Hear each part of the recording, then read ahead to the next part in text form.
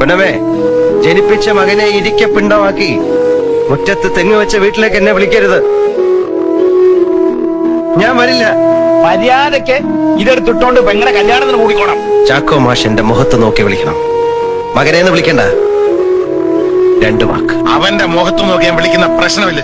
2 വാക്ക്. നീ വരണം. വരുന്ന 14-ാം തീയതി തിങ്കളാഴ്ച പാറേപ്പള്ളി വെച്ച് എന്റെ മകൾ ജാൻസിയുടെ കല്യാണമാണ്. കെട്ടുകഴിഞ്ഞ് എന്റെ വീട്ടിൽ ഊണ്. നിങ്ങളുടെ മോടെ കല്യാണത്തിന് ഞാൻ വരില്ല. എന്റെ മോൻ തണ്ടിയല്ല. എന്തിനാടാ നോക്കി നിൽക്കുന്നേ? ഇറങ്ങി പോടാ.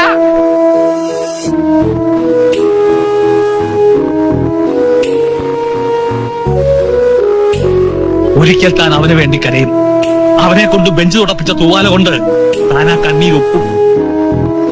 മകന് പകരം തെങ്ങ് വെച്ച പിതാവിന് ജീവിക്കാൻ അർഹതയില്ല. ഇനിയുള്ള ജീവിതത്തിൽ സൂക്ഷിക്കാൻ ഇത് മതി.